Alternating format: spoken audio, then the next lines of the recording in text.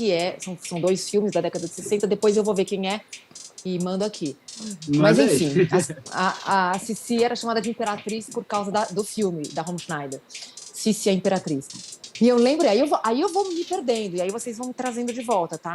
Mas me lembro quando Cici jogava no São Paulo, a galera assistindo o time masculino pedia pra Cici entrar, gritava o nome da Cici na arquibancada. Era nesse nível. Ela era muito, bem relevante naquele filme, ela era muito naquele time era muito rápida, e para ali de 95, 96 foi os Jogos Olímpicos de Atlanta, né? Exato, 95 foi o Mundial da Suécia. Em Sim. 96 eu fiz a preparação para as Olimpíadas de Atlanta, né? E aí, daí vem mil histórias, mas assim, não posso deixar de falar, eu não vou lembrar de todos, quer dizer, eu vou lembrar, mas a gente vai ter que ficar falando muito tempo aqui. Mas tem que falar de Elane, que foi uma das maiores zagueiras do Brasil, Suzy, Maggie, que é... A Maggie, goleira. Goleira aqui, né? Enfim, é um exemplo de disciplina. Tafa, querida, camisa 5, Márcia Tafarel, Fanta, a Leda Maria, a Michael, a Pretinha. Formiga! Nossa, verdade, é verdade. Iraildes Maciel Mota, tinha 17 anos em 95, quando eu comecei a trabalhar com a Pretinha, com a FU. Sensacional. E aí, histórias incríveis. E assim, só uma pincelada assim, como que era, se você trabalhou ali, fez como psicóloga, qual que era a curiosidades, qual que era o sentimento delas, a expectativa delas com disputa de mundial, Jogos Olímpicos, como que era recebido isso para elas, assim, jogos, expectativa de ganhar, não ganhar? Eu acho que foi por isso também que eu fui contratada, né? Quando a gente vai fazer um trabalho com um time, com um atleta, com uma seleção, enfim, é muito interessante que a gente estabeleça qual é o teor desse contrato. O que eu chamo de contrato é, para que você está lá? Você está lá porque você vai trabalhar um tenista que é totalmente colérico, descompensado, que joga raquete na torcida, ou você está lá porque você precisa ganhar o campeonato, você tem material humano para isso, mas ou, sei lá, porque o técnico, o médico, tem muitas nuances que um psicólogo pode trabalhar, e todas essas juntas que eu estou falando. Então, na época, o Dema me falou, Dani, eu preciso muito que você ajude a encontrar aí uma estrutura emocional para essas atletas, porque elas vêm de lugares muito diferentes entre si, elas vêm de lugares muito desprovidos de atenção, às vezes até de alimentação, muito humildes, casos de né? muito humildes, casos de subnutrição na infância. Então, a estrutura emocional, para se jogar o que elas podiam jogar, porque tinham muitas craques e o time era incrível. Então, assim, como equalizar, né, essa equação aí? Como fazer o emocional dessas meninas chegar perto do que elas poderiam render como grandes atletas que são, tecnicamente, né? Como o emocional chegar perto da técnica que elas têm e da tática que dá para desenvolver também em algum tempo de treinamento. Era esse o grande desafio, não só coletivo, mas era um trabalho puxado também enquanto indivíduos, né? Enquanto indivíduos atletas, falando das meninas, cada uma delas com as suas questões particulares, e elas enquanto seleção brasileira de futebol. Brasileira, camisa canarinho. Exato, indo para uma Olimpíada, em outro país. Outro país. Outro país, olha, assim... Suécia, né? Suécia. Nossa Senhora. Nossa, mas que história, né? Você viveu, tava lá e viveu tudo isso, que legal. Daniela. Pois não. Oi. Não, só comentar antes que eu esqueço, o diretor é o Ernest Marischka, de Cici a Imperatriz. Obrigada. Pesquisei aqui. Memória. Pesquisei aqui na minha memória. O que eu queria. Exatamente. O que eu queria saber é porque, assim, você era jogadora de base e foi convidada para ser psicóloga. Não te deram a oportunidade de ser também jogadora da seleção? Eu acho que é engraçado, né? Porque eu jogava muita bola em Itanhaém, aqui nos campos de São Paulo, era reconhecida como uma das grandes atletas conhecidas aqui da Zona Oeste, vamos dizer assim. Mas é engraçado, né? Essa pergunta é muito interessante, porque quando eu fui jogar no Saad, eu era banco. Às vezes não, às vezes eu jogava lá com a Michael, como eu falei. Mas assim, as meninas tinham uma força física, uma técnica que eu... A técnica talvez... A Cici, se ouvir isso, vai falar, aprendeu comigo. A Cici é muito minha amiga, muito, muito. Pô, legal, hein? Muito, a gente é super amiga. Tafarel, super amiga. Amigas, assim mesmo. Elas moram nos Estados Unidos hoje, mas somos muito amigas. Então, assim, eu acho que eu não tinha condição técnica de jogar na seleção e nem era um objetivo de vida. Eu estava muito feliz ali onde eu estava e eu acho que eu pude ajudá-las muito mais como psicóloga do que como atleta, porque eu efetivamente fazia parte da equipe, integrava a equipe e acho que de uma forma mais especial e mais importante naquele momento, né? E na ponta esquerda, na meia esquerda, a gente tinha ninguém menos que a melhor jogadora do mundo. Então tava tudo bem eu estar ali no banco. Tava bem representada. Tava tudo bem. Eram suas amigas também, você dava esse suporte também. Claro. Claro. E preparando para um desafio muito grande, né? Poxa. Sim. O Pedro, acho que o Pedro que me perguntou. Foi o Pedro que me perguntou isso. Foi. Só queria fazer uma retificação, aliás, não, uma retificação numa frase sua, Dan, que você falou, você estava lá, né? Que legal. Eu estava lá nas preparações. Eu estava em Uberlândia, eu estava em São Paulo, eu estava fazendo as preparações no interior de São Paulo inteiro, aqui no Brasil, porque eu não viajei com elas, porque a CBF disse que não tinha dinheiro para me levar. Sério? CBF é uma instituição pobrinha, então... eu ia falar aí, ainda mais 95, né? Tinha acontecido pouca coisa para a CBF. O Brasil não tinha ganho uma Copa, por exemplo. Muito! Né, faz muito tempo. Sacanagem, hein? Ai, que é isso, pelo amor de Deus. Né? Que coisa abismante. Mas como é que é esse negócio de psicologia direcionada para o esporte? Você sabe explicar para a gente a diferença da psicologia habitual para o esporte? Claro, Rafa, na verdade, assim, um pouco do que eu disse antes, que no esporte a gente pode estabelecer muitos tipos de contrato, né, que às vezes o psicólogo é contratado especificamente para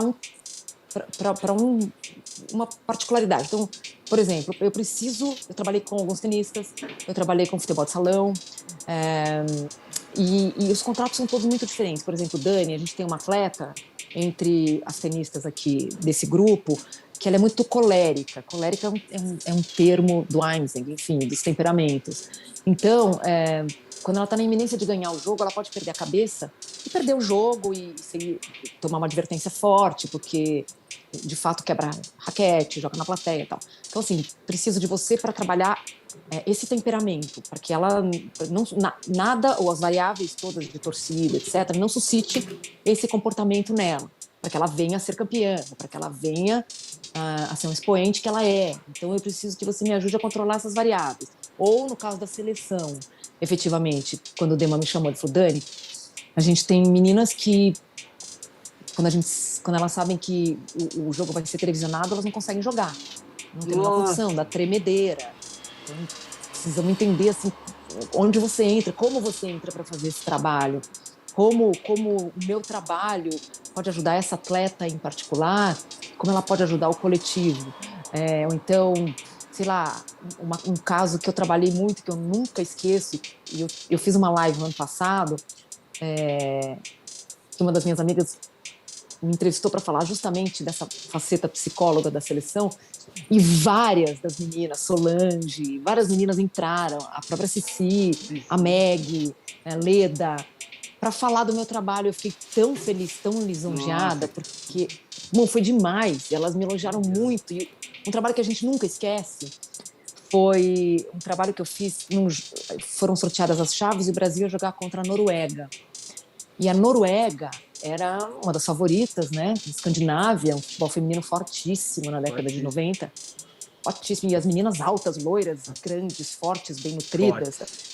E as nossas meninas pretas, baixas, em sua maioria, assim, mais mirradas, enfim, que não foram preparadas para serem atletas profissionais. E eu digo isso porque eu usei um conto do Nelson Rodrigues, que é o Complexo de Vira-Latas, que fala justamente da seleção dos anos 50, jogando com a Inglaterra, né? Garrincha enfim, o Garrincha, de onde ele vem, com o histórico que ele tinha, com um nível de cognitivismo que não importa absolutamente, porque o cara era um gênio, mas assim, não era assim o cara que era o cara mais inteligente do mundo com a bola no pé, mas não era considerado um homem super inteligente. Então, assim, quanto o Garrincha se acuava para jogar contra os ingleses, eu diria que nada, né? Porque ele não queria nem saber se era inglês, se não era, tem um monte de piada em relação a isso. Mas assim, o quanto as nossas meninas se acuavam para jogar contra essas mulheres diferentes, né, vetorialmente diferentes, e que tinham salários gordos em relação aos dela, né, que eram quase simbólicos, né, o salário das meninas aqui, simbólicos. Tanto que muitas tinham outras atividades, né? Isso é muito louco, né? Você pensa, o Neymar muito tendo uma outra atividade para poder se sustentar. Bancário e jogador. Exatamente, feirante. Feirante. É uma realidade das meninas, né? Era. Enfim. Até pouco tempo, né? Me perdi, né, gente? Porque... No conto do Garrincha, as meninas da Noruega. Então, é porque o Rafa me perguntou como é o trabalho do psicólogo no esporte. Então, por exemplo, eu fiz uma sessão com todas as meninas, onde eu enfeitei a sala com bandeira da Noruega, com cores da Noruega, vermelho, azul, bexigas, vermelho, azul. Coloquei o nome uma foto da melhor jogadora da Noruega para incitá-las, para que elas trouxessem, para que isso alimentasse a gana, né, a técnica, a raça. E comecei a defender uns pontos onde que a melhor jogadora da Noruega era melhor que a Cici. E elas chegaram no lugar exatamente onde eu queria. Melhor que a Cici, que a Formiga, que a Pretinha. E claro que não era. E era isso que eu queria suscitar, né? Mesmo nós sendo brasileiras, aqui com esse complexo de vira-latas hoje, a gente pode encarar de igual para igual. E esse tipo de trabalho, né? Não, com certeza, é verdade. É bem isso que você falou. Já entra. Futebol não dá para entrar em campo com 2-0 no placar, 1-0 no placar, não. No campo é diferente, né?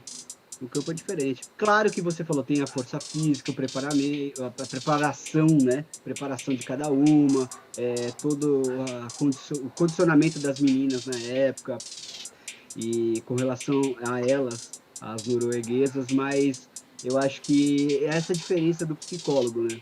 É essa a diferença que dá um ânimo.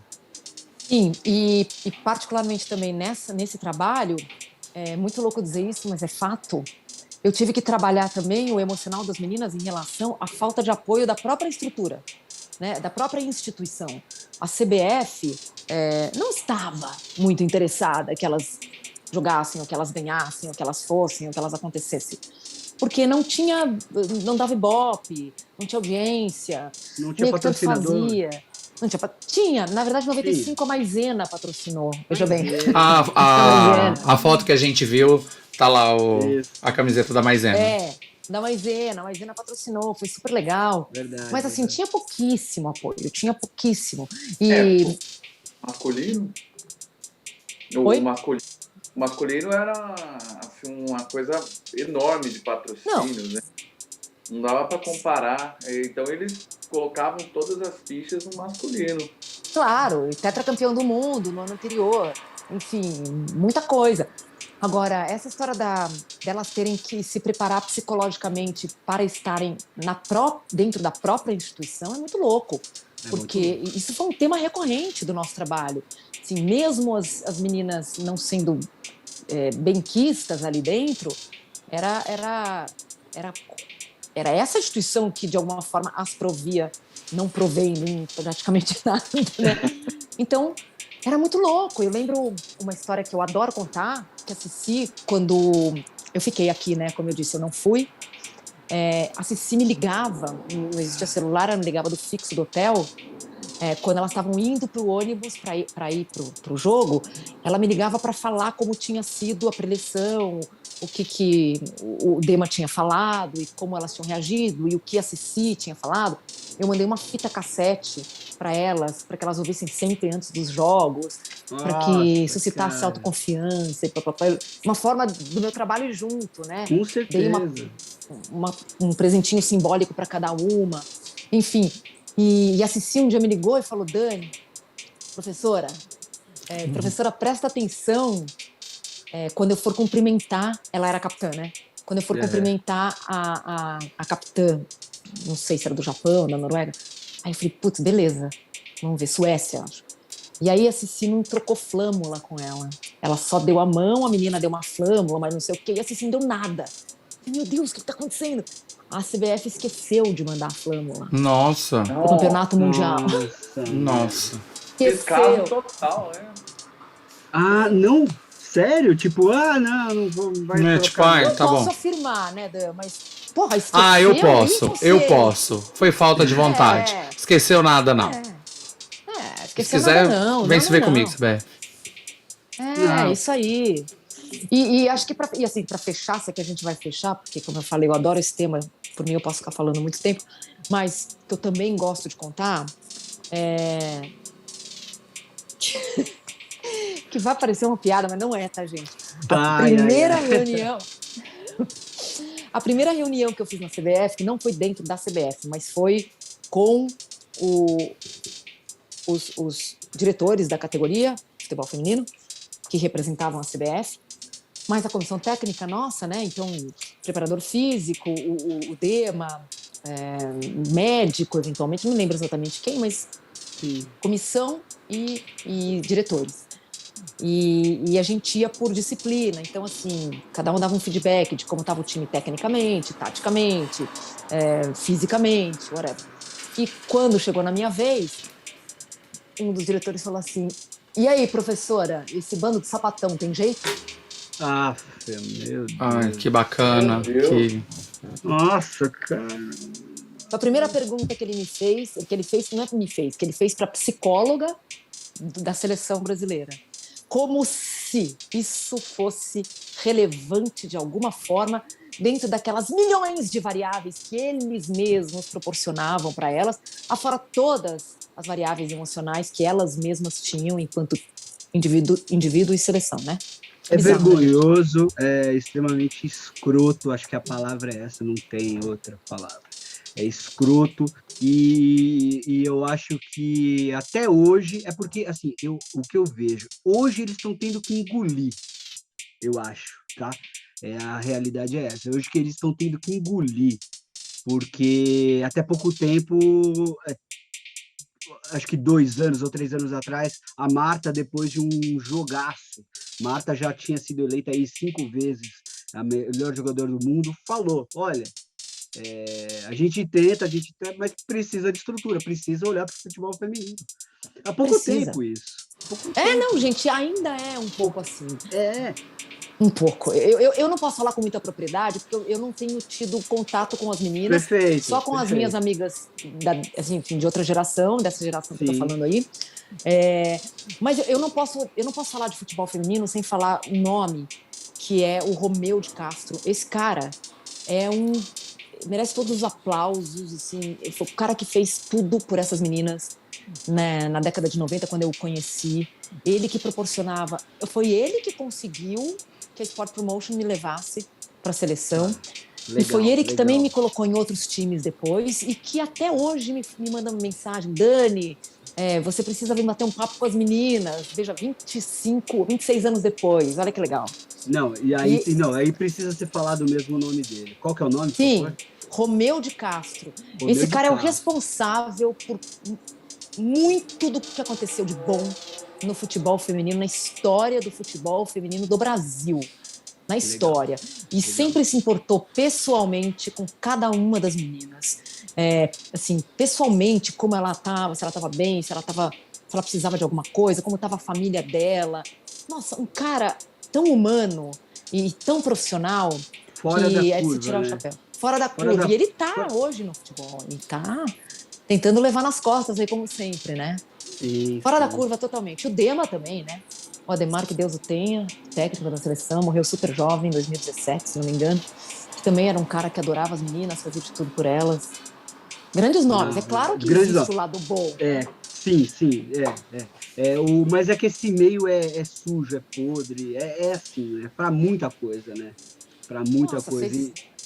vocês imaginam um pouco agora, né, com tudo que eu tô Nossa, contando. puxa. Dá para Não, imaginar. Só não, com que certeza.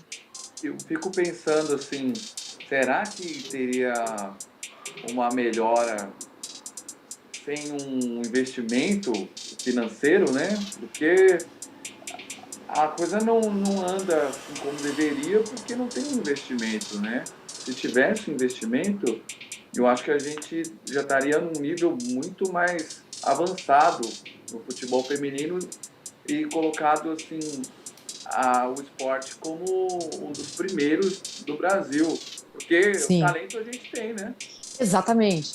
Existe um déficit aí, um gap de décadas, na verdade, de falta de investimento. Nós temos, eu costumo dizer isso e eu tenho certeza absoluta do que eu estou falando, que eu tenho certeza que é verdade, que nós temos o melhor material humano, técnico, em termos de futebol feminino no mundo. Nós temos meninas que saíram de lugares totalmente remotos, como eu disse, sem nenhuma condição, sem nenhuma estrutura. A Cici jogava futebol com a cabeça das bonecas, lá em Esplanada, no interior da Bahia. E começou a despontar como uma grande jogadora da cidade, até que foi jogar, acho que no Eurosport da Bahia, enfim, e se tornou a maior jogadora do mundo na ocasião. Como ela, como a Marta, como a Fu, como Cineira, como Cebola, como Leda, Fanta e todas essas que eu falei, Meg, enfim, tantas.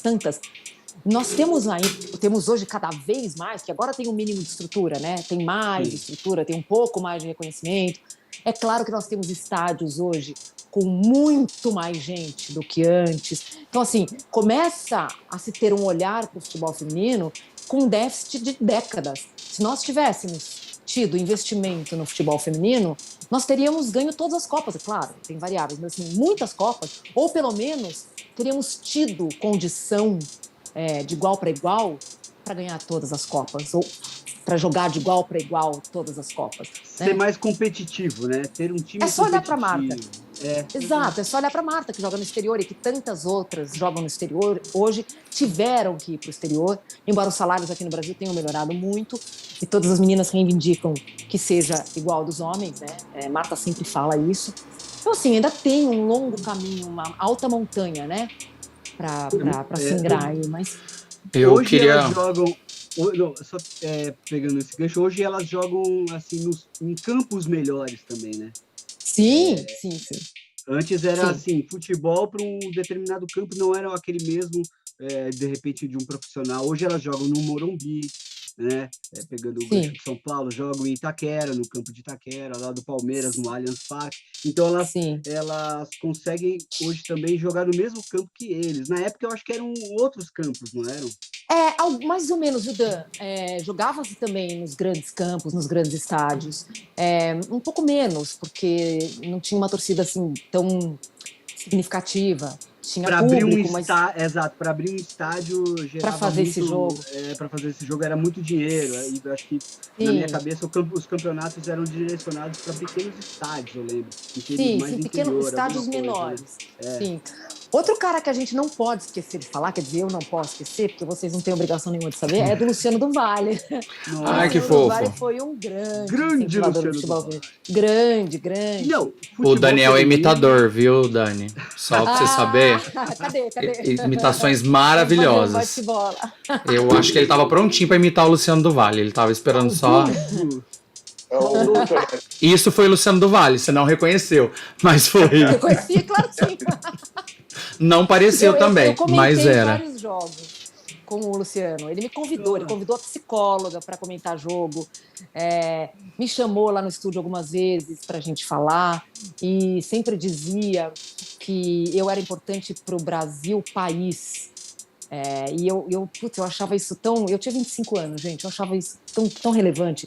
tão significativo, tão... Muito, É. muito. E era Muito. As bastante. Muito. palavras dele É. e de quem ele era, né? Ele foi, assim, Sim. incentivou ali o futebol feminino, como ele tinha feito com o vôlei, né? Como ele Sim, tinha o feito vôlei, final da década com de 80, boxe, 90. o Sim, boxe também, ele sempre verdade. promovendo. Então, nossa, o Luciano do Vale sempre fazia isso, sempre fazia isso. Sempre. Ele apadrinhou a Roseli Padrinho. de Bello, que jogava muito, assim, uma das grandes craques do mundo também. Eu lembro que nessa época, 95, 96, ele apadrinhou a Roseli estava sempre na Band, todos os intervalos eram um gol da Roseli. E que legal também, uma menina que também veio de condições muito peculiares e despontou como uma das grandes jogadoras do mundo, sem ter tido condição para isso. Então, o que eu digo em resumo é assim, pô, olha o material humano que a gente tem, olha essas meninas, olha de onde elas vieram e olha o que elas jogam, o que elas jogavam. Porra, a gente tem as melhores jogadoras do mundo, gente, não tem para ninguém isso aqui. É que nem os meninos. Exatamente. Precisa Muito de bom. incentivo. E você tinha uma coisa de passar uma cultura para elas também, pelo que eu vi. Você falou de Nelson Rodrigues, falou do Cici, que veio do filme. Então você já tinha essa cultura da arte, você vinha do teatro e conseguiu passar para elas. Ah, sim, acho que sim, tudo é uma troca, né, Rafa? Eu acho que elas me ensinaram muita coisa, muita coisa. Eu não posso negar, absolutamente não faria, que eu aprendi, assim, para mim foi, acho que talvez tenha sido o maior aprendizado da minha vida. Foi a convivência com essas meninas, né, de todos os lugares do Brasil, né, dessas culturas tão amplas, desse país tão gigante. Então elas me ensinaram muito. Eu acho que eu as ensinei outras coisas, né? Talvez culturalmente, pelo conhecimento de literatura, sei lá. Mas elas me ensinaram experiências de vida que nós juntas, porque a psicologia é isso, né? É uma troca também, essencialmente. E eu acho que eu fui e sou, vamos dizer assim, a psicóloga que fui e que sou, muito por elas, muito por essa experiência. E acho que também elas se tornaram as atletas que são por esse contato também comigo. Acho que certamente foi uma troca em todos os níveis, né? Foi. Um mudou a vida do outro. Nossa, realmente ali você, com 25 anos, uma baita experiência mesmo. Viu essa diversidade, você teve que lidar com tudo isso, preparar para uma grande competição, muitos conflitos, né?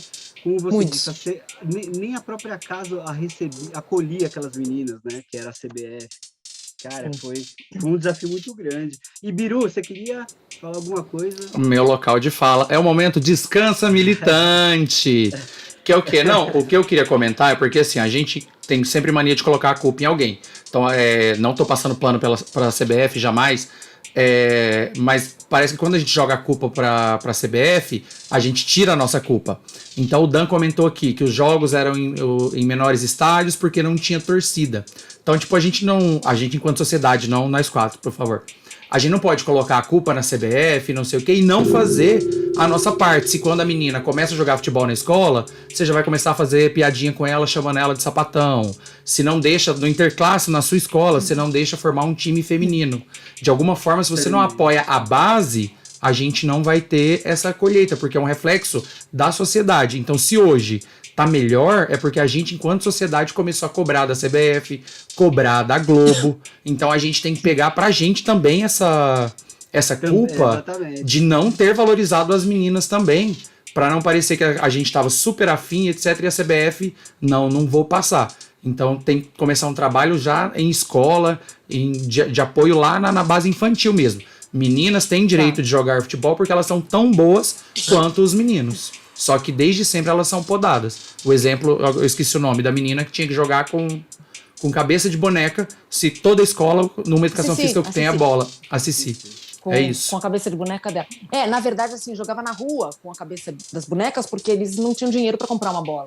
Sim, então, e com toda certeza a escola tinha, mas ela já com toda certeza não era apoiada pela escola, entende? Acho que total. Agora, Pedro, eu acho que tem uma coisa, eu concordo, tá? Totalmente. Eu acho que tem uma coisa no seu discurso que eu espero que em muito pouco tempo a gente nem precise mais discutir, que é as meninas agora estou assim, indo fundo no seu discurso, que é super importante, é super relevante. As meninas têm o direito de jogar tanto quanto os homens.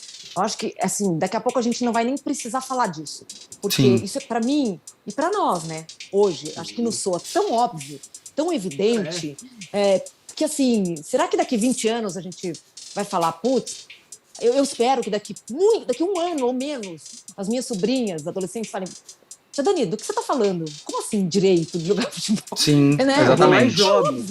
Sim. É muito. Eu acho que a gente está chegando nesse lugar. Porque Que bom. é muito louco, porque eu jogo futebol desde os 6, né? Eu tenho 52, então eu comecei a jogar em 76. Comecei a jogar desde que eu comecei a conseguir chutar uma bola, literalmente. Eu, particularmente, não sofri muito preconceito. Pelo contrário, as pessoas paravam para me ver jogar. Olha como ela joga! Meu Deus, olha a menina jogando!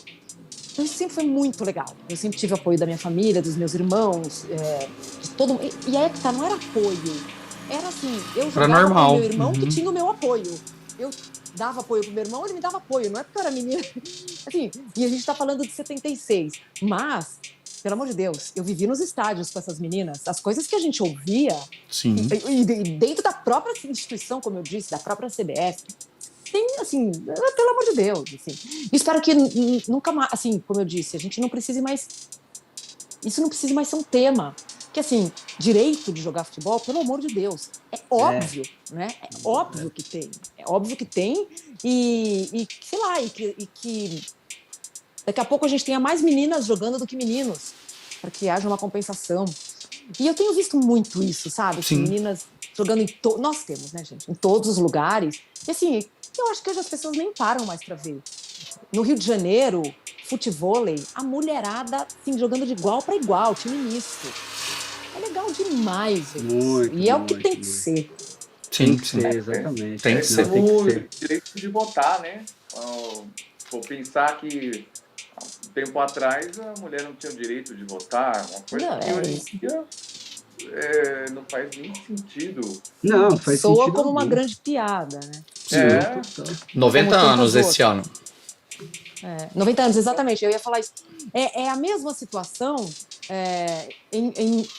deslocada, né? Se você pensar, essencialmente é o mesmo preconceito, é a mesma situação. Então, putz, eu tô muito feliz com o que eu tenho visto e espero ficar cada vez mais e que essas meninas galguem cada vez lugares mais altos, salários equivalentes aos dos homens, por que não? E lotem os estádios. Tá mais do que na hora. Tá mais do que na hora. Sim, eu Passou, venho na verdade. acompanhando, né? Eu venho acompanhando. Eu sou corintiano e eu venho acompanhando também que as redes sociais ali do Corinthians vem movimentando muito ali o futebol feminino do Sim. Corinthians. O legal é que elas estão se dando bem, estão ganhando títulos. Então, e os estádios estão assim, se o masculino está dando 35 mil pessoas, o delas não ficam muito atrás, não, 20 mil, 25 mil pessoas. E Gente, para olha assistir, isso. e para assistir os jogos delas ali, entendeu? Não é que vem antes do Que masculino, vem não. antes. É um jogo dela, é uma data e horário de jogos do futebol feminino ali. Né? Eu Sim. estou usando exemplo, mas fez uma final incrível contra São Paulo, contra Palmeiras, e meu, foi muito legal. Eu Sim. falo sobre esse nicho de São Paulo, né? É o que eu ia falar agora. Isso que eu ia dizer, Dan. Era isso que eu ia dizer. Isso que eu ia dizer. É porque vocês que estão nesse eixo, São Paulo e Rio, quando vocês vão pro interior, é 20 anos a menos. É muito chocante. E olha que eu sou de Jataí, Goiás. Então, tipo, é muito gritante a diferença. Quando você vai pro norte, nordeste do país, não nordeste litoral, pelo amor de Deus, porque é outro esquema. Então tem muita coisa Sim. ainda pra acontecer. Sim, sim. Eu imagino. Isso me fez lembrar de uma das nossas jogadoras, uma ponta direita maravilhosa, a Sônia, jogadora da seleção, que veio do Acre. Então, você imagina o que era para essa menina jogar futebol no Acre.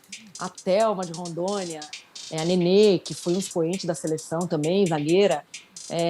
Puxa vida, tantas histórias. Agora, pegando um ganchinho do que o Dan falou, que são jogos oficiais valendo, jogos femininos que as pessoas pagam para ir, vão para os estádios assistir o jogo das meninas.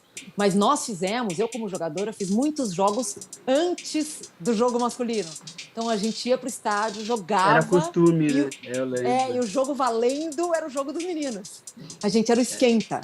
É isso mesmo. Era Muito louco, jogo muito antes, aí as meninas tinham um jogo de futebol feminino. E logo depois dessa grande experiência ali com futebol, como que foi a sua carreira ali? Ainda na psicologia, foi para outros times, ainda ali... Sim, eu depois da minha experiência com a seleção em 95 e 96, que eu tive o Luciano do Vale lá me chamando para fazer muita coisa na Band, e então ganhei um certo cartaz, digamos assim, como psicóloga na época. Então estava sempre entre as psicólogas do esporte, né? Regina Brandão, do masculino, a Suzy Fleury, a Daniela Cury. Era muito louco, porque era uma realidade isso para mim. E com isso, eu fui chamada para dar aula em algumas palestras e algumas aulas em muitas universidades do país. Santa Maria, no Sul, USP, Metodista, PUC, muita coisa. Dei muita aula. Fiquei muito tempo, fiquei até mais ou menos 2002 dando aula, né? Palestras. Mas aí a sua carreira aulas. de atriz estava em parêntese? Porque se formou em 89.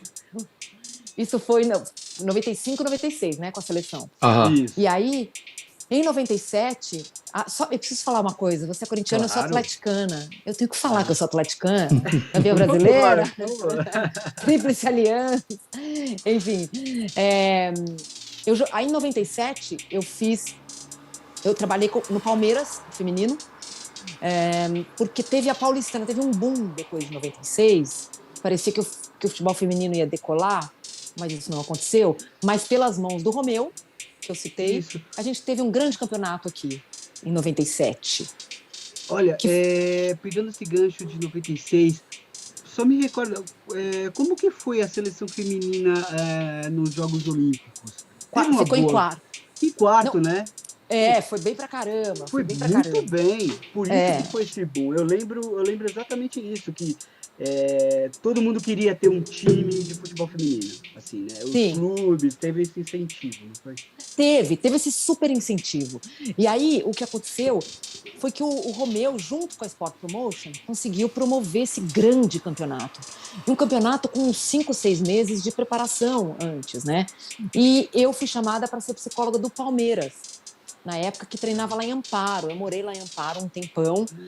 E as grandes jogadoras do Brasil foram separadas entre os grandes times. E foi aí que a Cici explodiu no São Paulo, né? Inclusive, eu até tenho aqui uma camisa autografada pela Cici, depois eu mostro. Tem muita coisa da seleção aqui, muita. Podia ter pego uma foto com as meninas, mas enfim. E aí, em 97, eu trabalhei com futebol feminino. Não vou saber precisar o ano, mas aí trabalhei com alguns times masculinos do interior, trabalhei com tênis, trabalhei com futebol de salão, trabalhei com algumas atletas individualmente, alguns atletas também. E em 98, já estamos para lá de 98. Em 98, eu estava num bar-restaurante, essa história também é muito interessante, e eu já era atriz, né? Não estava trabalhando como atriz, e sim como psicóloga. E nesse dia, chegou um menino de 22 anos para mim, que eu nunca tinha visto, do nada, assim, como se fosse meu melhor amigo, falou: escuta, você canta no restaurante? Eu falei: canto. Que estranho. Tipo, ele falou: você canta? Juro por Deus, do nada. Ele veio pra mim, ele me olhou e falou: você canta? Eu falei: canto. Aí ele falou: olha, eu vou te dar um telefone pra você ligar, porque você tem o perfil pra fazer uma peça que eu tô montando. Nossa! Oi? Rodrigo Pita, grande diretor, que foi o diretor de Casas de Cazuza, que foi um dos primeiros musicais, enfim, que teve uma repercussão incrível no Brasil. A gente está falando de 98, a gente estreou em 2000. Pocket Broadway a gente fez em 98, 99. E depois a gente fez Casas de Cazuza com o Rodrigo Pita, que foi uma catarse nacional, assim. Enfim, esse cara me deu um telefone, eu liguei para produtora, que era a Neuza Romano, que é uma grande atriz de musical, e ela falou assim: o Rodrigo queria te convidar para fazer um teste para um musical. Oi? Bom, cheguei no teste, foi muito louco. Tava eu, Vanessa Gerberi, Luciana Mello, Daniel Salve, Mariana Elizabetsky, Nossa! os grandes... Ivan Parente, alguns dos grandes atores de musical hoje no Brasil. E Sim. eu tinha 28 anos, cheguei ali, e cada um tinha que cantar uma música, a capela, não sei o quê. Bom, eu passei para fazer Pocket Broadway com essas pessoas que se tornaram meus grandes amigos da vida, né? Nossa, que A demais. Vanessa Gerbelli, que, putz, atrizona, né? Fez um monte de coisa na Globo, Record, vários musicais, assim, uma das maiores atrizes que eu conheço. O Ivan Parente, que é um dos grandes atores de musical, que é meu melhor amigo. E a Mari Elizabeth, que tem uma história aí, 30 anos de musical. Enfim, passei para fazer o Pocket. E aí me vi num dilema, porque o Pocket era final de semana, de quinta a domingo, e a gente lotava o antigo Teatro Zácaro, que depois foi Studium, nessa época foi Studium, e depois, infelizmente, fechou. Passou a ser Teatro Ópera, onde estreou o Rent, em 2000, que também foi um boom, e depois fechou. E aí, em 98, eu comecei a fazer Pocket Broadway, ainda trabalhando como psicóloga. E aí era muito louco, porque como eu atuava no esporte, como psicóloga do esporte, eu precisava estar em campo com os atletas no final de semana. Ah, e era Então, quando Dia de tinha jogo, show à né? noite. dia de jogo, dia de jogo. E aí eu comecei a me deparar com um lugar, assim, uma bifurcação muito louca na minha vida, porque eu estava Nossa, diante de... muito. Muito louca. E engraçado que eu falei muito desse tema hoje à tarde. E eu me vi diante de duas grandes paixões sem poder efetivamente exercer as duas juntas. É. E eu não escolhi nenhuma delas e a vida foi me levando, assim, o Pocket ficou em cartaz mais tempo. Na sequência, eu fui convidada para fazer o Casas de Cazuza, que foi um evento nacional também, que foi uma loucura. E aí comecei a não poder atuar tanto nos finais de semana e comecei a dar aula só. Fiquei nas aulas e nas palestras, que eram durante a semana. Parei de atuar com os atletas diretamente. Fiz uma ou outra consultoria, enfim. E aí parei por 26 anos, que acho que a gente está falando isso. E desde então estou nos palcos do país, atuando como atriz, que é a minha grande paixão junto com a psicologia. E confesso para vocês aqui em primeira mão que estou voltando a alimentar a psicologia em mim.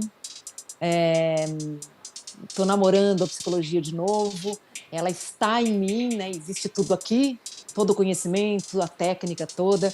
E eu estou me reaproximando do meu lado psicóloga, porque depois da pandemia, acho que todos nós, seres humanos, vimos que é muito possível e muito saudável que você abra o leque, como se diz por aí, né? Não, verdade. Sim. Verdade, não. Perfeito, perfeito. Você comentou que estudou no Macunaíma, né?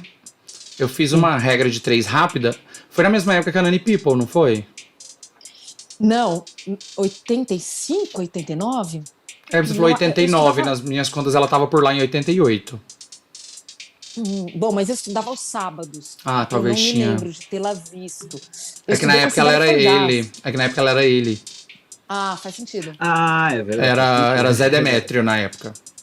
Ah, tá. Mas não foi meu colega. Eu estudei com a Sibeli Forjaz, que é uma das grandes diretoras do país, né? Foi minha professora. Ela tinha 19 e eu tinha 15. E eu falo com Nossa. muito orgulho, porque eu acho a Sibeli uma gênia, né? E é isso, né, gente? É muito louco, porque aí o teatro foi um atrás do outro, assim. Nunca mais deixei de fazer Cresceu, né? teatro. Cresceu Sim. e uma coisa foi puxando a outra. Uma coisa foi puxando a outra. E sabe o que é muito interessante? Que eu acho que as coisas vão muito bem juntas. Existe essa intersecção muito óbvia para mim. Eu consigo muito ver esse casamento entre a psicologia e o teatro, né? Porque eu acho que em quase todos os grupos, né, os elencos que eu estive, eu sempre fui a apaziguadora, a conselheira, a que lia a preleção, que falava antes de entrar em cena, como eu sempre fiz, né, na seleção, nos times, no esporte. Então existe esse lugar em mim, né, que nunca vai deixar de existir, porque é genuíno e é técnico também, né? Eu estudei para isso e é muito confortável para mim. Além de muito confortável, é uma paixão. Então eu sempre naveguei, singrei esses dois oceanos que se encontram, né? Enfim. E acho que agora estou voltando para nadar nesses mares, nesses dois mares aí. Quer dizer, um eu já estou há Sim. 20 e tantos anos, o outro eu deixei de estar. E voltaria também para a psicologia no esporte também? É uma pergunta, né? Em princípio, sim, porque é uma grande paixão, mas eu não sei. Hoje em dia, não sei, porque aí eu vou voltar para aquela bifurcação que eu tive há 26 anos, que a vida me falou: olha, é puxado, é isso aí? É Aí isso 26 mesmo? corta para 26 anos depois, cometendo o mesmo não erro, obviamente, mas, porra, você já entendeu que talvez não seja isso, né? Então, acho que não sei. Eu acho que dá para levar as três coisas, quer dizer, a psicologia do esporte e ser atriz também. Não dá para atuar como psicóloga em campo, literalmente, né? Eu digo em campo, assim, atuando do lado dos atletas nos finais de semana. Eu acho que não é mais o que eu gostaria de fazer, mas eventualmente trabalhar um atleta durante a semana, por que não? Perfeito. Acho que sim. Oh, me tira uma curiosidade, então. Você diz atuar como psicólogo em campo, nos jogos mesmo? Sim, sim. E qual que era ali, o que você podia recomendar, ou você observava o jogador? Como que você atuava ali? Eu acho que assim, quando existe um trabalho de preparação emocional, a figura do psicólogo por si só já é um elemento importante, psicologicamente falando. Então, assim, é claro que existe um trabalho prático, que eu vou falar um pouquinho disso, mas assim, no caso da seleção, por exemplo, o fato de Daniela, estar ali no banco, na comissão técnica, era importante para elas. Era importante para algumas delas mais do que outras. Uma mas, figura, uma referência que... exatamente, que estava Um dando amuleto, suporte emocional. digamos assim. É quase isso, exatamente, é quase isso. Mas também tem o trabalho prático, né, de observação, de anotação, de ver o que você trabalhou com cada um dos atletas, cada uma das atletas, no caso, e se você sente que está repercutindo, que está tendo alguma diferença, ou, sei lá, uma jogadora que tem um exemplo que me veio para ilustrar, que eu acho que é importante, que às vezes fica um pouco... Opa! Voltou. Voltei. Às vezes fica um pouco obscuro, mas assim, por exemplo, tinha uma atleta na seleção que é o que a gente chama de jogadora de treino, que joga muito mais no treino. Leão de treino, né? Leão de treino. Mas Dizem essa que atleta... nos anos 90, dizem que assim, tinha um jogador do Corinthians, inclusive foi da seleção brasileira, o Viola, que era um leão de treino, mas jogava muito. No jogo oficial também, mas de treino, o cara arrebentava. Total, é isso. Leão Existe de treino. fato. Isso É fato, isso acontece. Tô super. E essa atleta, em particular, ela não era exatamente uma jogadora de treino, que jogava mais nos treinos do que eu ia falar nos espetáculos, do que nos jogos oficiais. Mas, quando os jogos eram televisionados, ela jogava muito menos. Ela se acanhava, ela se escondia, ela não rendia, era muito complicado. E eu percebi isso. E comecei a fazer um trabalho individual para entender qual variável era essa, para que ela pudesse desenvolver, enfim, tecnicamente, taticamente, fisicamente e emocionalmente, tudo que ela podia, num jogo que era televisionado. O que estava acontecendo, né? Bom, e era um pouco óbvio, mas a gente chegou ali nos trabalhos individuais, onde ela me disse que a única televisão da cidade dela, ou do bairro dela, não me lembro bem, era na casa da mãe dela. Então, sei lá, a vila inteira ia para casa da mãe assistir-la jogar.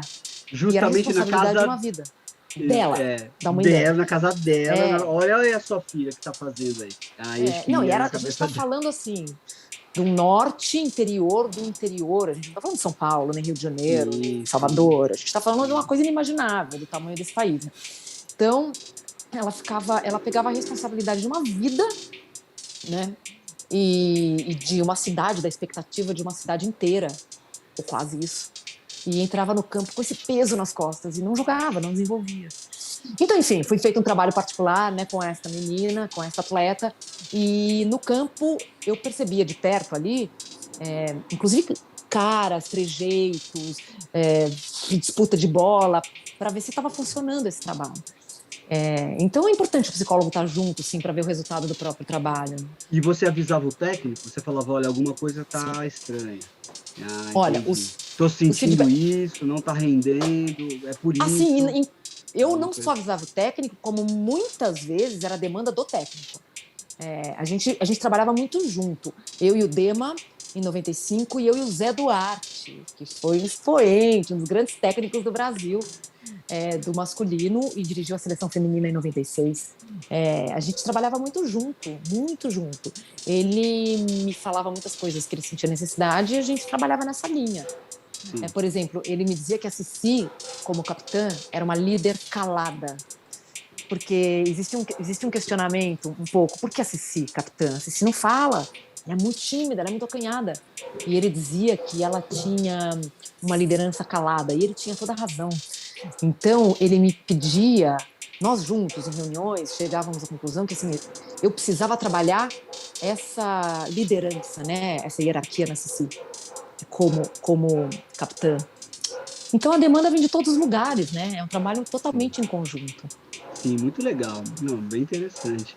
E depois ali foi como atriz, aí foi chamada do nada. Eu achei que ele ia falar pra você cantar, ó. Vamos ali. Sobe no palco. Canta aí, né? Sobe no palco, Uma coisa que eu queria comentar, quando a gente tá falando, primeira coisa, desde que a gente começou, tá na minha cabeça, ela parece alguém. Eu tô achando você a cara da Graziella Moreto, já falaram isso pra você? Não, nunca me falaram. Nossa, mas eu tô achando muito, muito. E eu tô um tempão querendo lembrar quem era que você parecia. Agora veio a Graziella Moreto agora. Mas o que eu ia comentar é que você comentou de encaixar as áreas. É que tem uma psicóloga, atriz também, a Cris Linares. Você já ouviu falar dela? Você sabe de nome? Conheço? Ela tem uma já peça falar, de não conheço, na verdade. Divas no Divã. E aí ela tem uma personagem. Claro. E aí, quando você comentou de juntar as duas áreas, me pensou isso. Você já pensou em montar talvez uma peça, algo do tipo, para trabalhar psicologia no teatro? Olha, vou compartilhar o lucro da bilheteria com você. Conta pra nós. Fica a dica aí, ó. Nessa exatamente eu não tinha pensado, mas olha, pode ser bastante frutífero. Ideia, né? Interessante. O escort aqui, ó, contar pra todo mundo. É verdade. Quando você estava lá exercendo a sua profissão de psicóloga, você ficava com aquele comichão do teatro, falava, pô, quero voltar a atuar, ou você falou, não, vou deixar um pouco de lado e ver o que rola? Rafa, eu me formei em 89 e eu estava na faculdade de psicologia, né, quando eu me formei como atriz. E eu me formei em 92 como psicóloga. E eu já estava atuando como psicóloga, então eu não estava nem pensando muito em atuar. Era uma coisa que eu estava meio deixando para depois, para em algum momento da vida encaixar também. Não era uma coisa que estava inquieta em mim. Mas é muito louco, porque uma pergunta interessantíssima, porque quando eu fui fazer o Pocket, em 98, o Pocket Broadway, me despertou uma paixão tão singular que se aproximava muito da emoção de estar em campo. Tanto jogando, que é uma grande paixão, de futebol e atuação e palco são as grandes paixões da minha vida e indubitavelmente são. Então, assim, não vou dizer que é o mesmo amor, nem a mesma paixão, porque são completamente diferentes, mas em quantidade é a mesma coisa. É uma emoção, assim, que, putz, eu sou muito privilegiada de sentir isso que eu sinto nas minhas duas profissões, digamos assim, porque eu sou histericamente apaixonada pelo que eu faço. Suas paixões, né? Poxa, muito, paixão é o termo. Acho que você trabalhar com o que gosta é um privilégio, né? É esse o termo que eu uso sempre, todos os dias da minha vida. E só usando o termo paixão, você começou não, né? Já era o seu segundo musical, no Casa de Cazuza, que era algo, assim, inexplicável, né? O que foi o Cazuza na história era a primeira montagem. E hoje em dia você faz a Hebe. Então fazer ícones te dá uma certa pressão? É muito louco. Eu não... A Hebe foi um acontecimento na minha vida também, porque quando eu audicionei pro Silvio Santos, que é um estrondo também, né, sucesso, eu audicionei para Marília, que é diretora junto com a Fernanda, que são minhas amigas, e para o Marco França, que é o diretor musical, que é meu amigo, e a Dani, que é minha mulher, né, a diretora residente. Então, assim, era uma banca de pessoas mais íntimas possível. Só que, assim, é muito complicado audicionar para amigo. É mais difícil. É mais difícil. Verdade. É mais difícil. Porque existe uma responsabilidade ali que você tem que cumprir. Você não pode ir mais ou menos. Porque, afinal de contas, as pessoas sabem do que você é capaz ali e não tem como não corresponder. Para encurtar um pouco a história, eu sabia que eu ia audicionar para a mãe do Silvio Santos, para Rebeca Bravanel.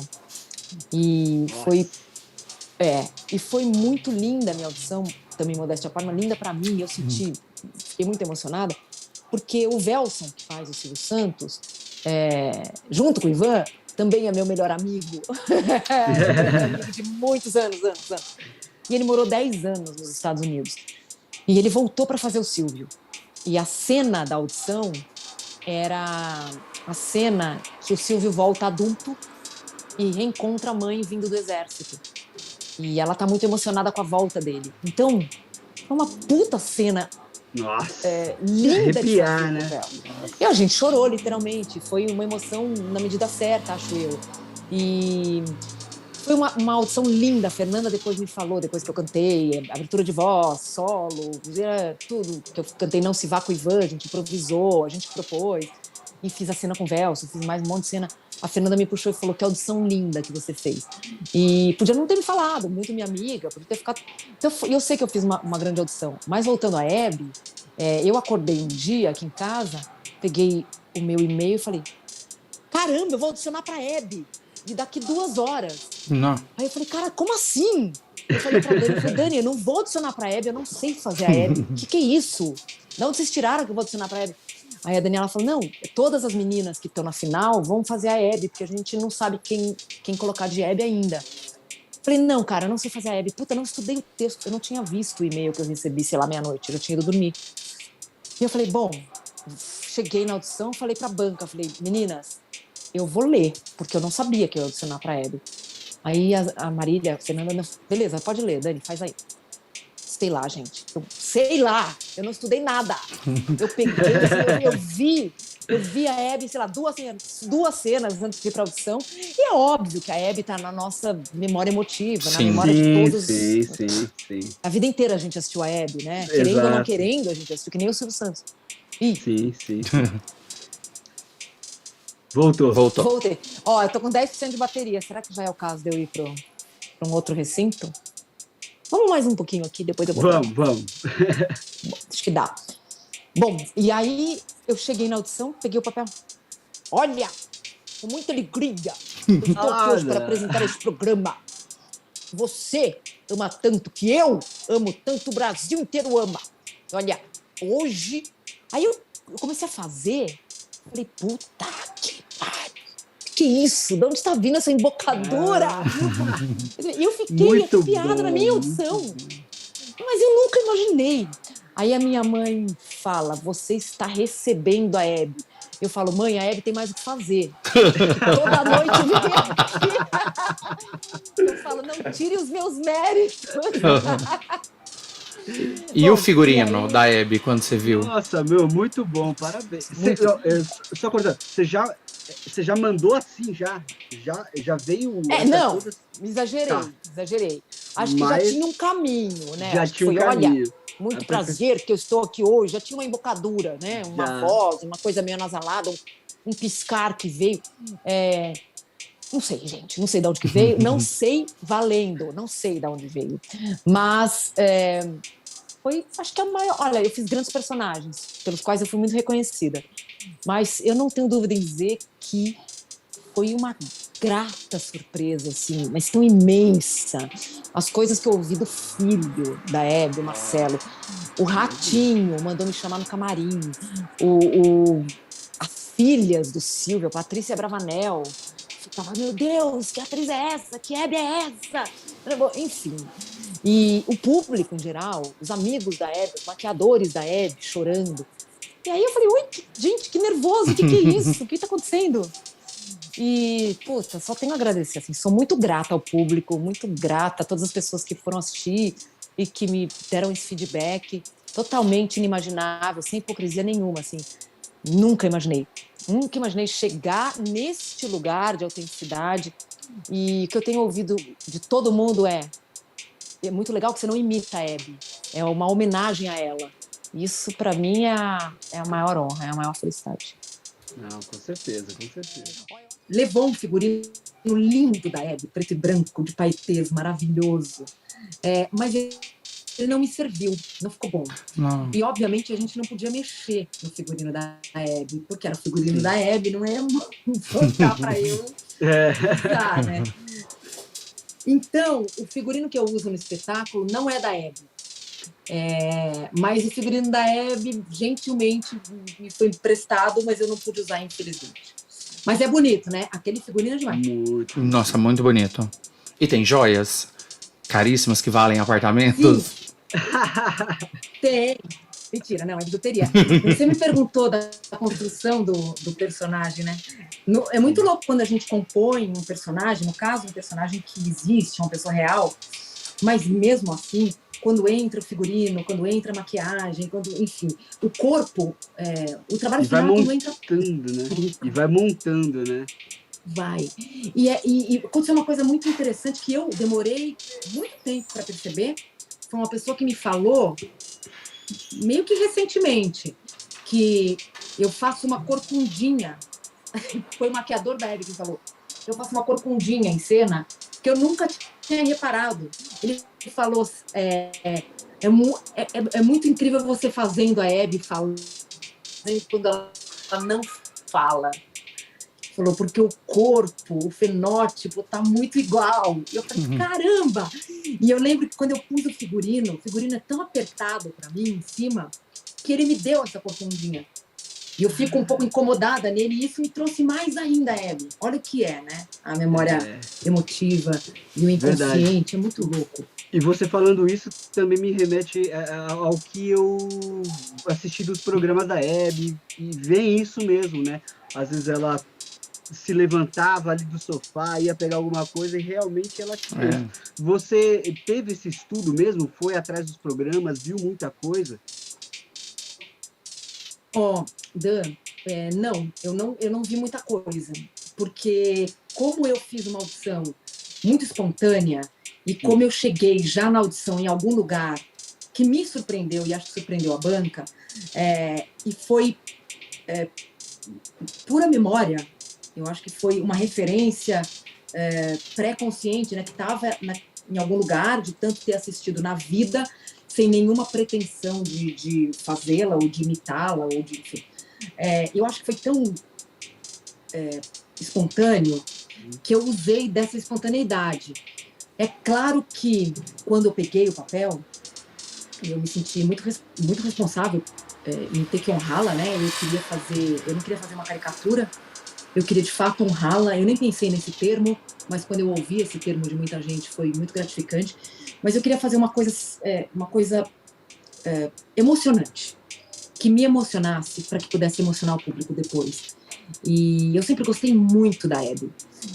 Não posso dizer que eu era uma grande fã da Hebe, de não perder, mas todos nós somos, todos que esteve conosco na nossa casa, na nossa infância, na nossa adolescência, na nossa juventude, vida adulta e tudo mais. Sempre gostei muito dela.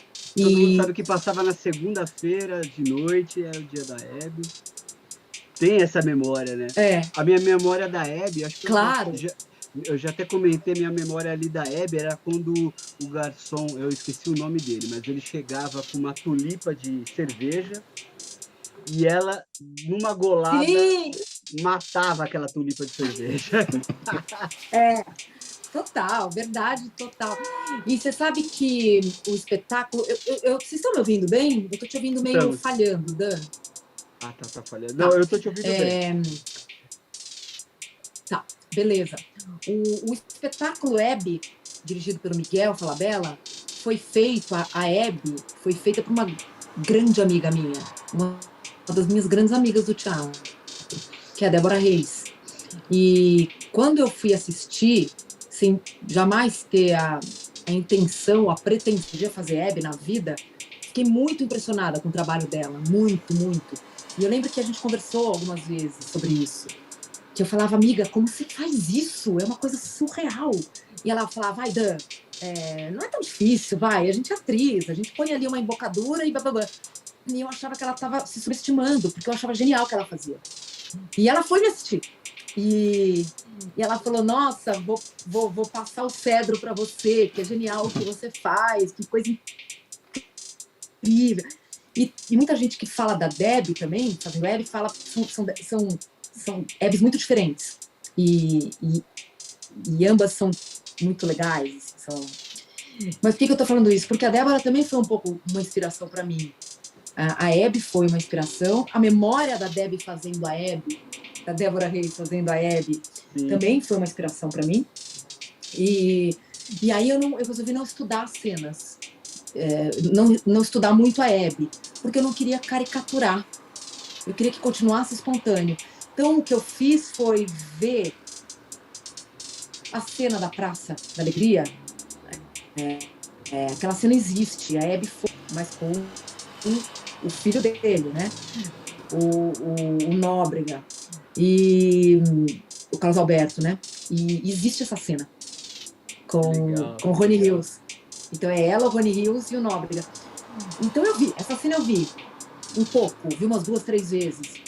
E depois que eu estreiei, que comecei a ter esse feedback, eu não vi mais, não parei mais para ver a Hebe. Tanto que eu não vi ainda o filme. Com a Andréa Beltrão? Com a Andréa Beltrão. Andréa, não vi ainda. E agora eu acho que tá super consolidado, né, o meu personagem, a minha visão, a minha interpretação da Hebe, agora já dá para eu ver. Então, agora eu quero ver. Porque eu não queria sofrer nenhuma influência externa, que já estava muito legal. Assim, eu estava sentindo que a repercussão estava muito legal. Agora você já tem a sua Hebe mesmo, então tá blindada de qualquer influência. Tá blindada, né? É exatamente isso. E você fez mais algum personagem, assim, que é tão conhecido nacionalmente? Acho que não. Eu acho que conhecido nacionalmente, não. Mas você fez parte da Carmen Miranda, né? Pequena Notável, né? Mas eu fiz a Carmen com a Amanda Costa, né?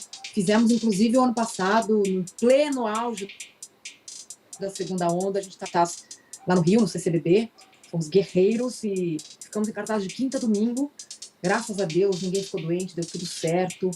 Foi uma alegria, foi tenso, mas foi uma alegria. O Carmen a gente faz desde 2018, que é um espetáculo maravilhoso, que acho que é unânime.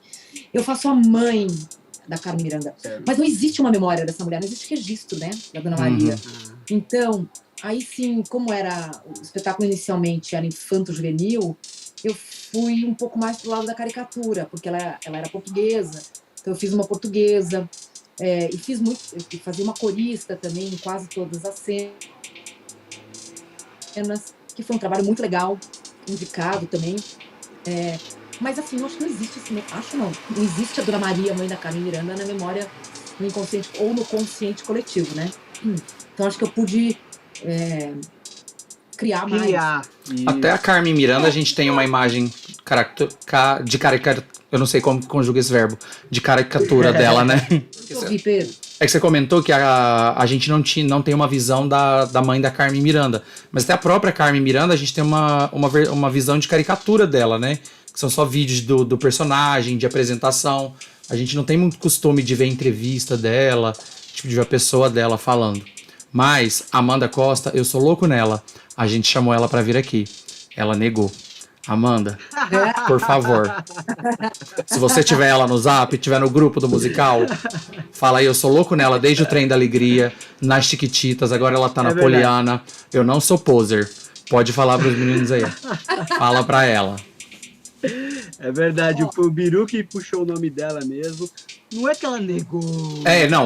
A gente falou com ela, tipo, faltava 2 semanas pra estrear a Poliana, agora a nova temporada. A gente imagina que a agenda tá lotada, mas Amanda, Claro. Amanda, cola o teu desenho no meu.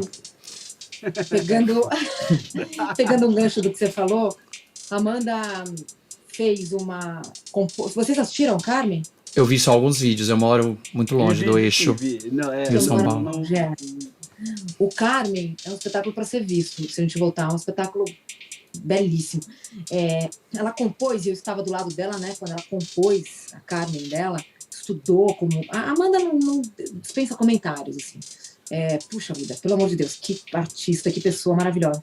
E a preocupação dela nos detalhes da composição da Carmen foi tão emocionante, tão brilhante, que existe uma curva dramática, né? Existem nuances na personagem dela que a gente vê ali todas as Carmens que a gente não conheceu e que todos nós brasileiros e portugueses o mundo inteiro deveria conhecer, que é a Carmen no início da vida, com uma sutileza e nenhuma caricatura, né?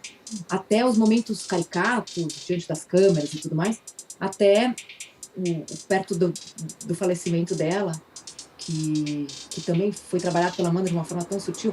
Então, a própria Carmen Miranda, que pode parecer uma figura caricata, assim, você vê que a Amanda chegou brilhantemente em nuances improváveis, né? Você vê que é um trabalho de ator, de atriz, no caso, extremamente refinado, bem feito e primoroso. E eu procurei também, agora fazendo um paralelo, eu acho que eu não fui no que era evidente na Hebe. Pelo menos não me pareceu que o meu trabalho foi esse. Eu procurei trabalhar o que era sutil nela. E assim, não foi uma coisa que eu fiquei pensando. Nossa, peraí, deixa eu ver como ela mexe a boca. Peraí, deixa eu ver como ela mexe o olho. Não foi. É como se tivesse dado um clique em algum momento do ensaio, assim.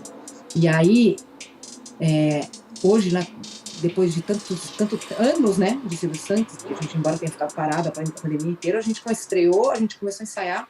A audição foi em 2019, de alguma forma eu já fiz a Hebe. 2020 a gente estreou e parou.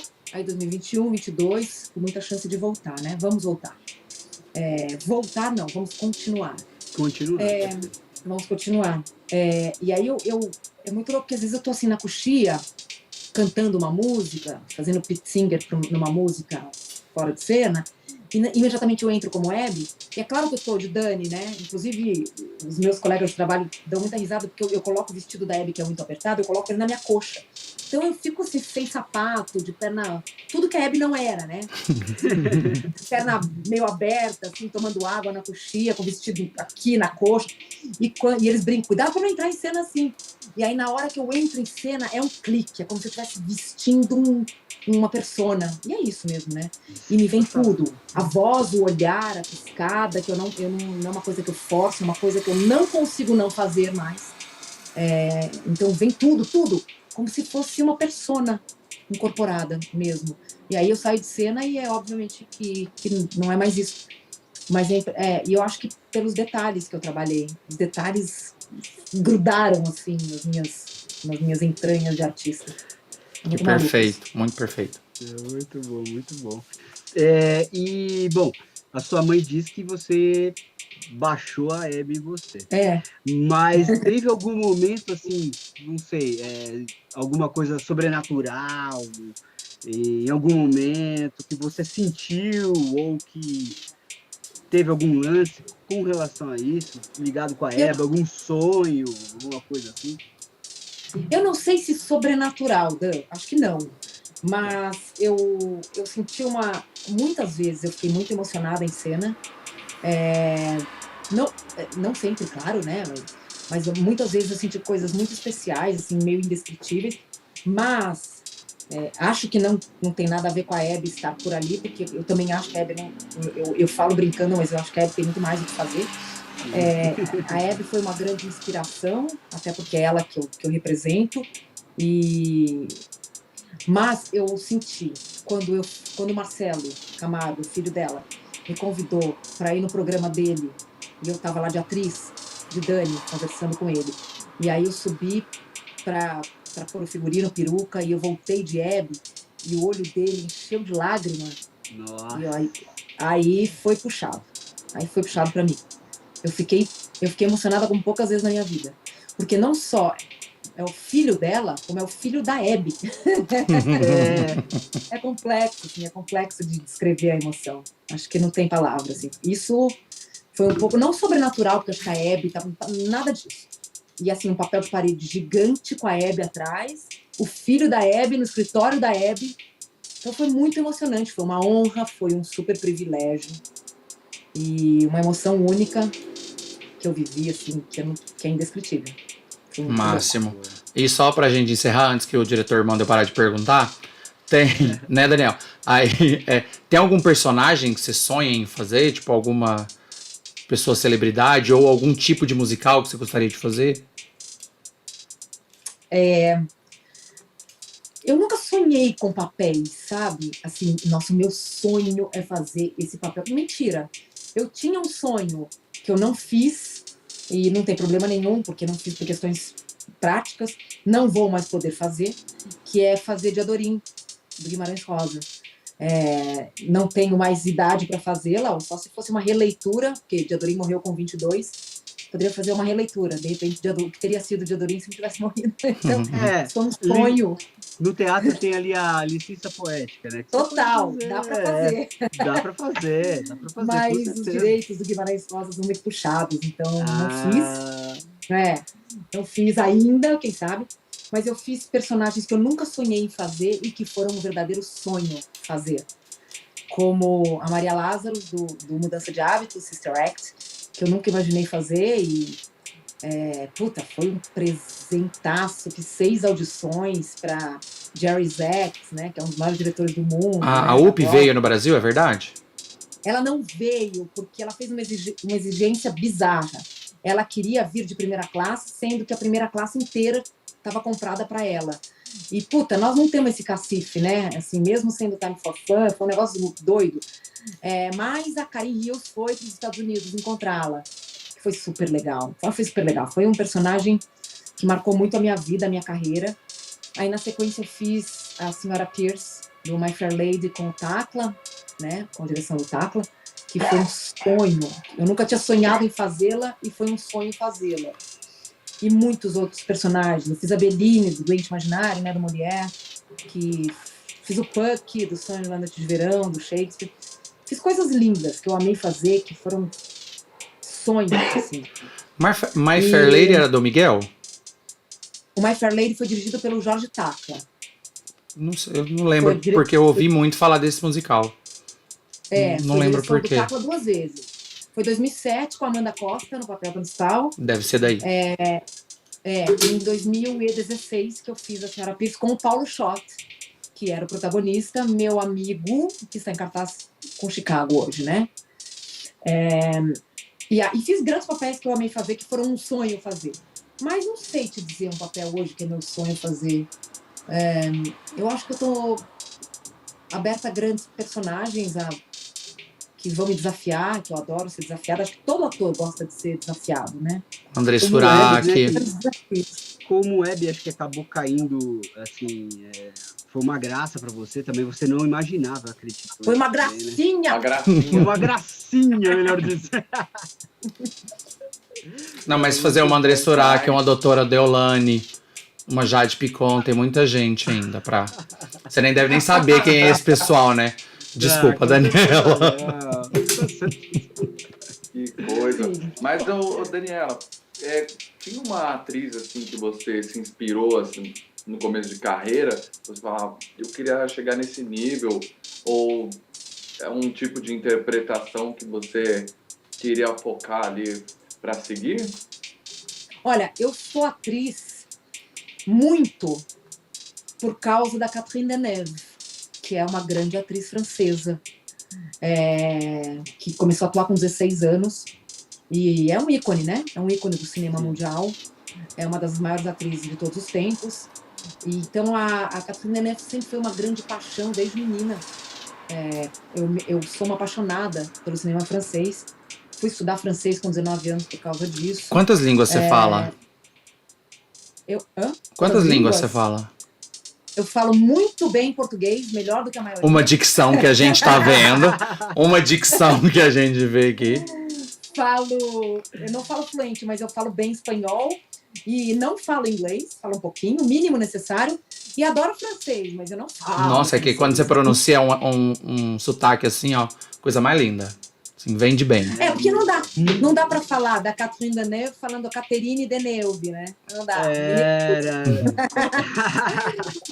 Mas, enfim, amo essa mulher, essa atriz. Ela, não sei se ela me inspirou, porque eu acho que ela primeiro que ela faz muito cinema, né? Ela só faz cinema, praticamente. Eu faço muito pouco, fiz muito pouco cinema.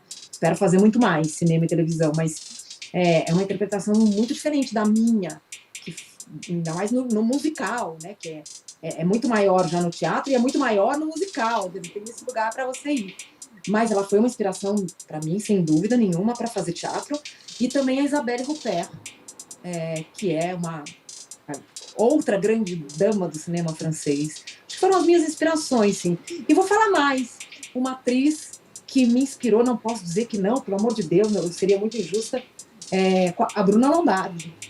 Linda demais. A Bruna Lombardi fez Diadorim, em 1985.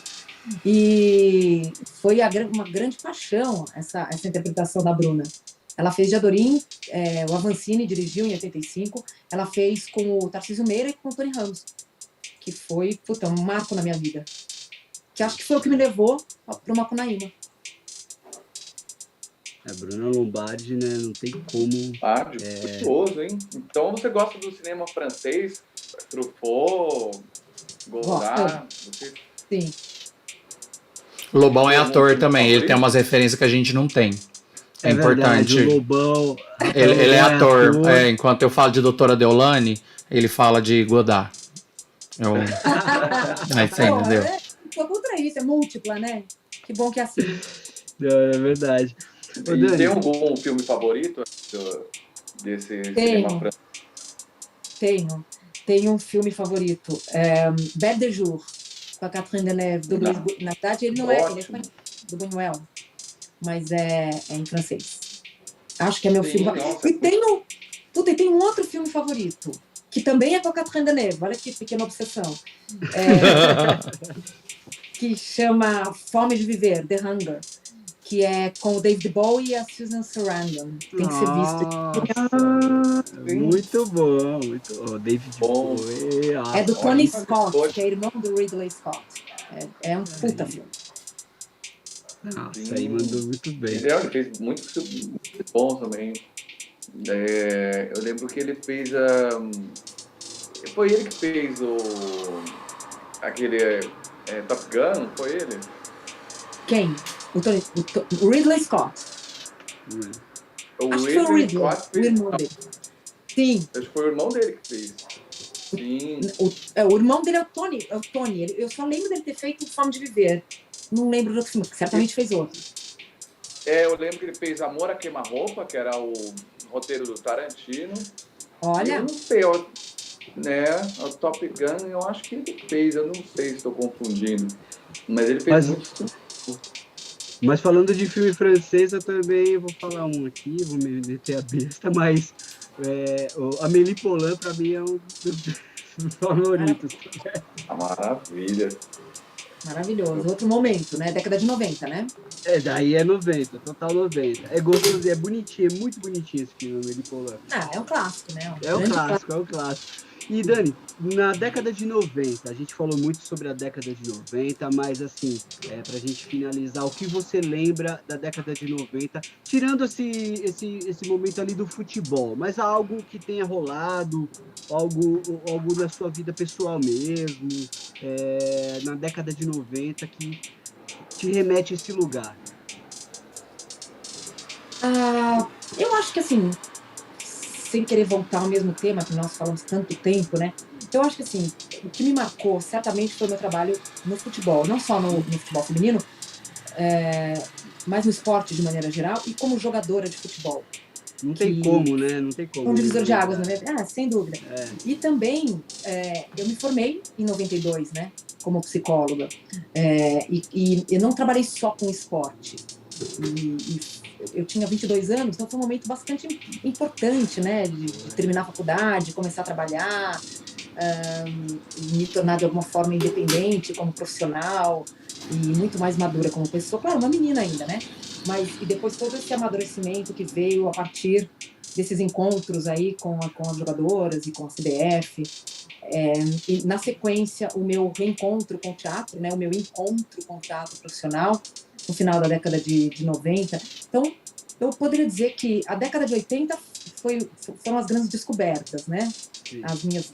Todo mundo é um pouco apaixonado pela década de 80, mesmo sem ter vivido, né? Essa loucura. Total. Né? Stranger Things de volta, enfim, Sim. essas referências todas, que para mim não são só referências, como foram vivências, né? Eu tinha 10 anos em 1980 e 20 em 1990.